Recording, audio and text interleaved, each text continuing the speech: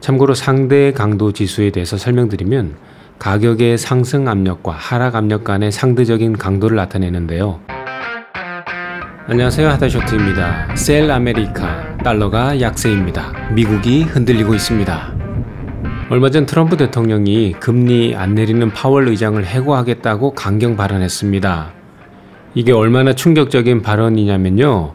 연준은 미국의 중앙은행, 쉽게 말해 미국 경제의 심장 같은 곳입니다.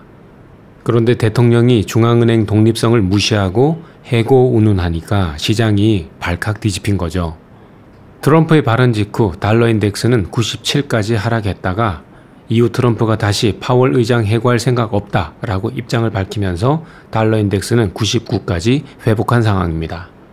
이 차트를 보시면 현재 달러 인덱스가 어느 위치에 있는지 알 수 있는데요. 참고로 달러 인덱스란 경제 규모가 크거나 통화 가치가 안정적인 세계 주요 6개국의 통화에 대한 미국 달러의 평균 가치를 지수화한 것입니다. 유럽 유로화, 일본 엔화, 영국 파운드화, 캐나다 달러, 스웨덴 크로나, 그리고 스위스 프랑이 이에 해당하죠. 이 6개국의 통화를 하나로 묶은 뒤에 미국 달러와 비교해서 달러의 평균적인 가치가 상승했는지 하락했는지를 보는 겁니다. 100이 기준점이고요. 100보다 높으면 미국 달러 가치가 올랐다는 뜻이고 100 아래이면 가치가 하락했다는 뜻입니다. 보통 경제가 불확실해지면 혹은 불확실성이 커지면 사람들은 안전자산으로 달러를 사는데요. 이번엔 오히려 달러를 팔고 있습니다. 미국 달러 지수는 2022년 이후 최저 수준까지 내려온 상태고요. 이렇게 된 원인을 꼽자면 먼저 트럼프의 정책이 불확실하다는 면, 연준의 독립성이 위협을 받고 있는 점, 미국 경제 성장 둔화가 우려되는 점, 그리고 무역 전쟁이 심화되는 점 등을 꼽을 수 있습니다. 결국 달러를 대신해서 투자자들이 찾은 대체 안전자산은 금, 골드인데요. 사상 최고가를 경신했다가 지금 조정을 받고 있고요. 또 비트코인이 있습니다. 비트코인도 하락했다가 지금 94,000달러대까지 회복한 상태죠.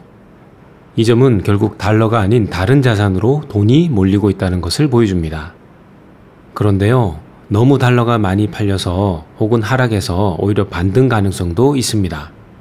이와 관련해 상대 강도 지수를 보면 현재 달러의 상대 강도 지수는 2020년 이후 최저치입니다. 참고로 상대 강도 지수에 대해서 설명드리면 가격의 상승 압력과 하락 압력 간의 상대적인 강도를 나타내는데요. 이 지표를 보는 이유는 주식, 선물, 옵션, 통화 등 너무 많이 하락하면 반등할 수 있음을 살펴보기 위함입니다. 달러화에 대해 미주은행 애널리스트 켄 청은 이렇게 말했습니다. 짧을 수도 있지만 단기적일 수 있지만 달러는 곧 반등할 준비가 되어 있다고 예측했습니다. 그리고 연준이 아닌 다른 나라의 중앙은행들도 미국 국채를 다시 사들이고 있습니다. 보고에 따르면 해외 중앙은행들의 미 국채 보유량이 2주 동안 100억 달러 증가했다고 합니다. 이런 수준은 달러의 가치를 지탱해주는 한 가지 요소입니다. 달러 약세는 많은 기업들의 수익에도 영향을 끼치는데요. 단순한 환율 문제가 아닙니다. 기업들의 실적에도 직격탄이에요. 일례로 유럽 기업들 입장에서 미국에서 번 돈을 유로로 환전하면 달러가 약세니까 번 돈이 줄어들어요. 네덜란드의 하이네켄, 프랑스의 바이오메리유, 영국의 WH 스미스 같은 회사들이 있죠. 특히 네덜란드의 맥주 기업 하이네켄은 환율 때문에 20억 달러 수익 감소가 예상된다고 합니다. 미국 기업도 예외가 아닌데요. 특히 미국 항공사들, 특히 유럽 노선에 의존하는 항공사들은 유럽 쪽 환율이 불리해지면 수익이 크게 줄어들 전망입니다. 앞으로 달러와 환율 어떻게 움직일까요? 먼저 단기적으로는 많이 하락한 달러가 잠깐 반등할 수 있다고 생각합니다. 이미 기술적으로 과매도 구간이고 또 해외 중앙은행들에서 미 국채 매입을 지속하고 있기 때문이죠. 하지만 장기적으로 보면 여러 가지 불확실성이 있습니다. 예를 들어서 트럼프의 정책이 불확실하고 무역 전쟁이 어떻게 끝날지 모르고 또 미국 경기가 둔화될 것으로 전망된다는 점, 이런 점들이 계속 달러 약세 압력이 될 가능성이 높다고 생각합니다.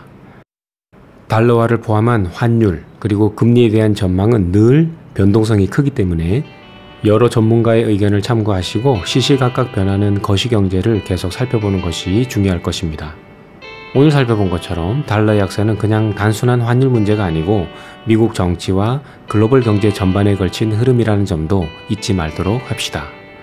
오늘 영상은 여기까지고요. 여러분의 성공 투자를 응원합니다. 구독과 좋아요도 부탁드리고요.